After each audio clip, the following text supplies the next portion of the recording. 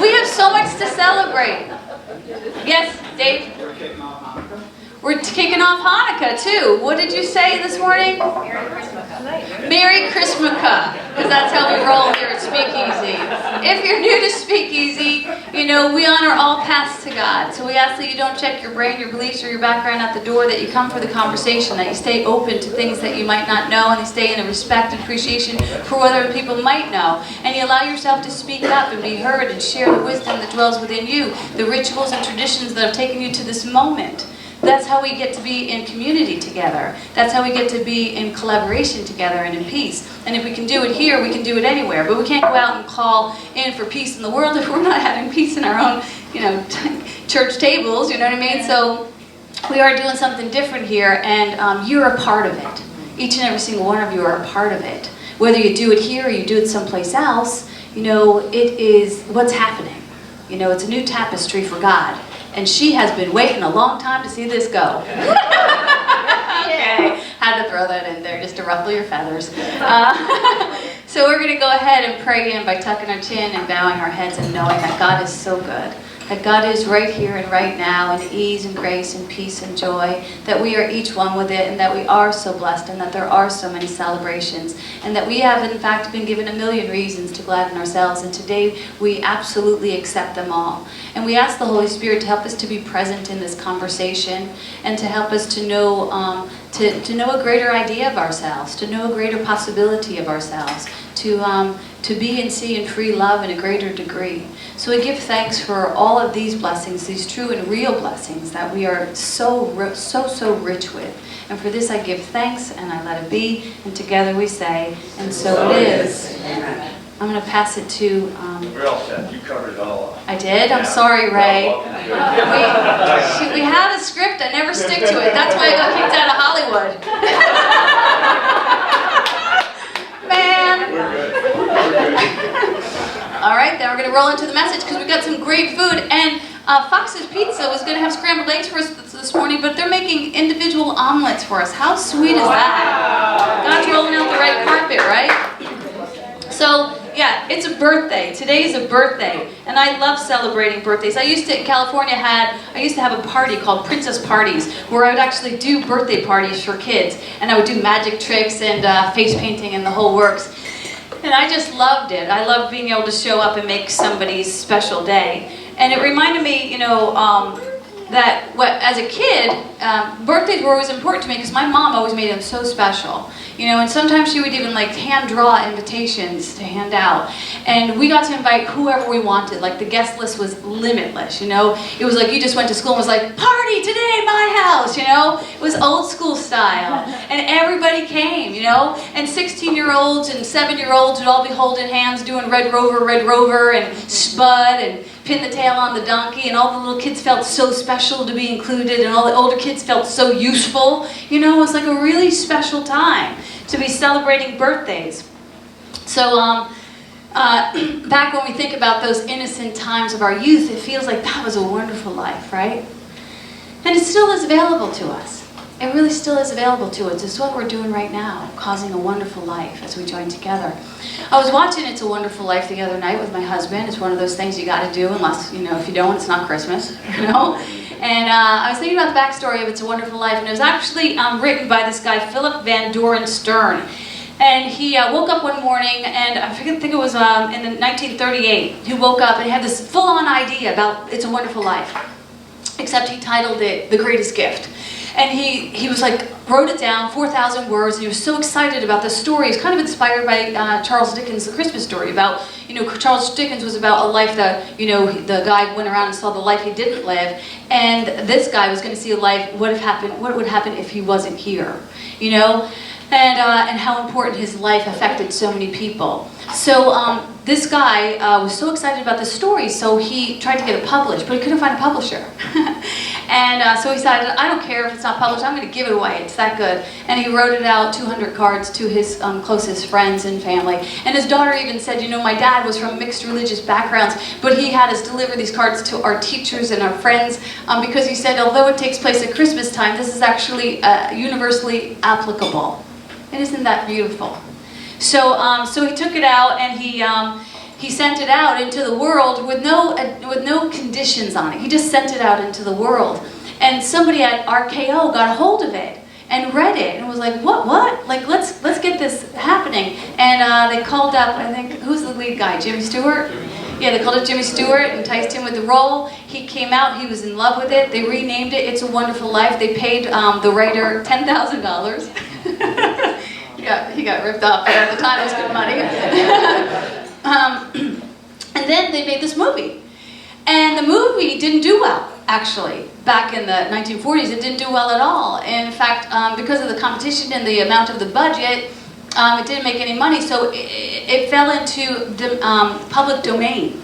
In 1974, it came into public domain, and that's why it was being able to run on a loop non-stop. And that's why it became popular, because it was running on a loop, and we're all like, oh, you know, we got reignited by this story of It's a Wonderful Life, and we all fell in love with it. And when we think about public domain, it's something that belongs to everyone. And if it's good and beautiful and holy, it should belong to everyone. When we think of public beaches and public parks, A Course in Miracles is public domain in the United States. Otherwise, it's not. But in the beginning, you know, two therapists in New York channeled this beautiful material, and it ended up falling into public domain, and they were trying to fight it. But, you know, because it's in public domain, we get to enjoy it in a greater way. You know, so that's kind of nice. You know what else is public domain? Jesus is public domain. You know, he belongs to everyone. It's not segregated to some church or some philosophy. You know, a Buddhist, a Muslim can definitely reap benefits from these teachings. And this guy was a community man. He was a public man. He was born in the freaking public, man. You know what I mean? Anybody could come to his birthday party. And, you know, Mary understood, you know, I don't have to keep you. You know, imagine having a baby in a manger and people just being like, hey, can I take him out? Like, no, you cannot. But no, that wasn't the story. It was like, yes, come one, come all. Come to the party. You're all welcomed. And that's the story that we're continuing to tell today, that, you know, that Jesus is public domain. Not only was he born into the public, but he was actually, his first miracle was done in the public at a wedding. You know, he wasn't ready for it when mom asked him to get a glass of wine for her, and he was, you know, come on, I need a glass of wine. Jesus was like, no, get you behind me, it's not my time, right? And his mom's like, come on, it is your time. Because he was probably afraid to be in public around all people. What if he failed? What if he didn't know what he was doing? You know, what if he thought he was going to be special and people would have made fun of him or crucified him, for God's sakes? Okay, that did happen. Oh, well. And then he died in public domain, right? So he spent his life in the public, in community. Why? Because he was good and beautiful and holy, and we all deserve a slice of that. We all deserve to know that that's the truth for us. He wasn't the great example. He wasn't the great exception. He was a great example. And we can all move in that way. This too shall you do, were his words to us. You know, you can go public with your brilliance. You know what? The world might not accept it, but you can do that. And it will be good. And if you do it, it will go on forever and forever and forever. You know, when that man who wrote It's a Wonderful Life, he didn't know how many lives he would have touched with that. But he just threw it out into the public. He said, I have no conditions on this. He was probably happy to make $10,000, and maybe even more happy to see that his inspiration has, you know, said so much love and made so much meaning in our hearts and minds at Christmas time. You know, Jimmy Stewart showing us to show up in your life. You do make a difference. You are important. These are things that sometimes we forget. So that being in public domain is not a problem. Sometimes when it happens, it's a blessing. So growing up, I loved the nativity story because we had 1 billion nativity sets. We had like 1 billion and two. None of them were complete. One was missing a Mary, one was Lizard Joseph, a couple kings missing, you know, all different sizes and shapes. Some were Asian, some were African American. We didn't care. We had all these different nativity sets. It was like we collect them like they were Barbie doll sets, you know. And one day we decided, let's merge them all. And we set up this parade from one side of our living room all the way to the other side to the manger on the mantelpiece. And we had all of these little manger nativity people crossing the living room. And every day my sisters and I would take painstaking care in moving them forward just a few inches so that we were on board with making this great pilgrimage to Jesus' birthday. And we Right? No, we loved it. And if we didn't think we had enough people online for the parade, we would add, Batman, action figures, the Hulk, the Incredible Hulk, that big stretchy guy. Do you remember having him? Seeing him walk to Jesus' birthday was always funny for us. Like, get the Hulk in there. And of course, Barbie, never appropriately dressed for the pilgrimage, but she somehow made it in the high heels and the miniskirt. And we loved it. And then they would get there and they'd all circle around this big manger that we had. The truth is, it wasn't a big manger, it was a little rickety old manger, but we would circle them up anyhow. And then we'd bring out the baby Jesus, and they'd all arrive together, and no one would get behind. They'd all go together in a circle, everyone worthy to join the good walk to God. Nobody having to prove themselves at the door, all of them equally invited. And it's like us, we arrive on Sunday morning this way in a circle, no one getting ahead of each other, each of us sitting knee to knee and eye to eye, usually in our circle, witnessing the miracles that are birthed between us. And there's a teaching that started out Sanctuary, which was the precursor to Speakeasy, which is Charlene's teaching that she always shares, called the Fourfold Way. And I want to share a little bit about the Fourfold Way because it can teach us about a deeper meaning of the story of the Nativity. So the Fourfold Way, it talks about north, south, east, west, and up and down, surrounding yourself in the sacred. And north, south, east, west are archetypes that are known as the warrior, the teacher, the visionary, and the healer. I want to show you how they apply to the lesson of the Nativity. So there's Mary, and she comes as the teacher. And for the teacher, the characteristics of the teacher are to be open to possibilities. To open yourself with no attachment. So as a teacher, you just give out into the world, and you don't get attached to how other people are going to understand your teaching. You just got to put it out there, and to ask the enlightened questions. So Mary was very much like this. The angel came to her, and she was startled at first. You would be if you were approached by an angel, like, what the heck? And then more startling was that what the angel said. The angel was like, you're going to give birth. And she was like, what? Like, you don't understand, the mathematics aren't going to, add up here because things haven't happened. And the angel was like, don't you worry, we're going to take care of that. But in that situation, Mary asked the enlightened question, like, how is this going to happen? And then with an open mind, she says to the angel, okay, let everything you've said happen to me. She didn't question. She didn't question beyond that. She just said, let everything you said happen to me. Let me just say yes to that with an open mind. When we think about joy, joy can stand for just open yourself. That's where you find your joy, when you stop resisting the invitations of the world and all of its beauty. Just open yourself.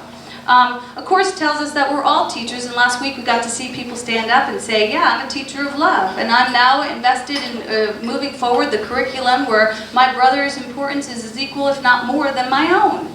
And this is being a good teacher of God. The archetype that comes next after the teacher is the visionary, and Mary shows us about the visionary too. The visionary sees the truth and speaks the truth without blame or judgment. And Mary did that. She just spoke the truth. I'm going to have a baby. Imagine saying that, not even married, telling your, husband, I'm going to have a baby, and not even getting shamed about it. She said, I'm going to bring forth this light. It's the right of my consciousness, and nothing is going to get in God's way, not even myself. Nothing's going to get in God's way, not even myself. How many times could we use that? How many times do we get in God's way? God's trying to deliver something awesome through us, and we're like, no, not now, not ready, not willing. Mary was like, okay. So the next archetype is the warrior, and the warrior shows up physically, emotionally, mentally, and spiritually. Within us all have been warriors. We showed up today physically for this gathering. We could have stayed home in bed, but we activated that inner warrior. And the guy who shows up like that in this story is Joseph, He shows up choosing to be present to the part that he's playing, not with resentment, not with judgment, not with duty, but with passion. He shows up to escort this young girl. So beautiful. He brings her to this place, and he doesn't even question it. The warrior, the power of the warrior says, the power of presence, of holding space, the power of positioning, knowing his position, no less or no more than Mary, but equally important to the delivery of this light. And then the final thing is the power of communication without words. And it's funny because we all know the words that Joseph said, those beautiful and eloquent words that he spoke that touched our hearts, that stirred our souls, that magnificent peace that he gave to us. You remember what it was, right? Yeah, because he said nothing. He said nothing. He just showed up. He spoke with his body language. And he said, I'm standing for you, woman. You know? He said nothing. His actions told us who he was and who he was going to be in this story. And that was more than enough. And we hold him as an example of possibility for ourselves. Because sure we do. We do sure a lot of talking, don't we? I'm going to do this, I'm going to do that. So next came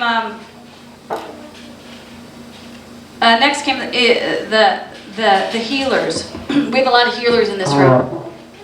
And the healers are responsible for paying attention to what has heart and meaning. So those of us who are healers here, they pay attention to what has heart and meaning. And the people who demonstrated this at the birth of Christ were the shepherds and the kings and the drummer boy. And they brought with them what had heart and meaning for them. So for the kings, they brought what had heart and meaning for them was treasures. And they gave from the overflow and they gave their treasures. And for the drummer boy, it was talent. You know, and he gave from the overflow and he let himself be extended. And for the shepherds, it was time. You know, they could keep time and they could hold the space.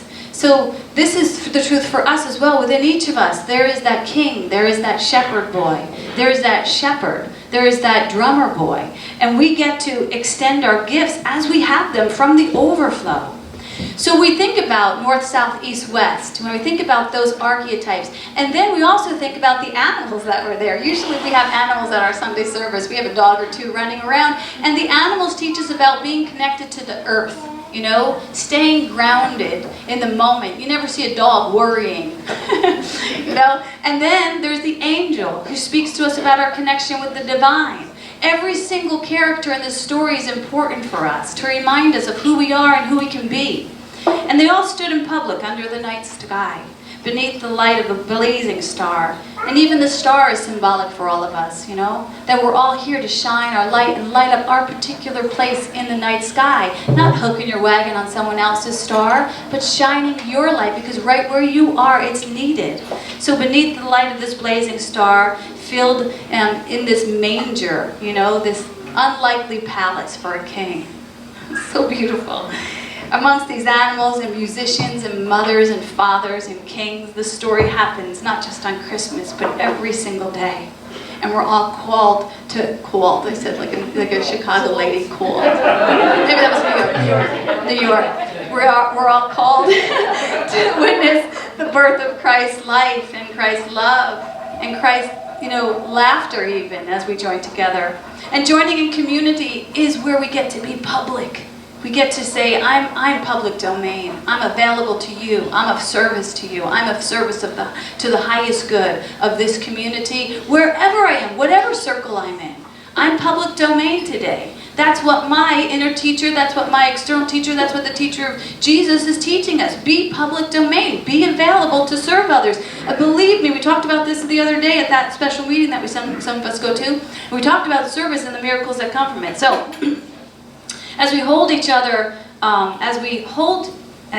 join a community in public and celebrate each other, and how we each play an important role to the whole and holy picture. Each of us are so important. All the doubting drummers, all the badly dressed Barbies. We're all up together making up the whole and holy story. That is the great gift. That is the greatest gift. That is a celebration of life and light. And life and birth and new possibilities. So we're moving from the dark hours this winter, you know, and we put some little things on the table that you can, you know, color in your own. We're going to have stars, but we have snowflakes. But we're moving from the darker hours. We're moving from the 2016 to 2017. And during this time, we're each going to make a commitment to ourselves to be fully lit in the possibility of our magnificence, of our innocence, to be fully lit up in love. That's the story. I'm sticking to it. Hey, thanks for watching. If you want more tips and tools on how to be a spiritual vixen, go on over to my website, MaureenMuldoon.com, and you can sign up for my love notes. Until then, I'm Maureen Muldoon, the spiritual vixen, reminding you to love more, fear less, and don't forget to laugh.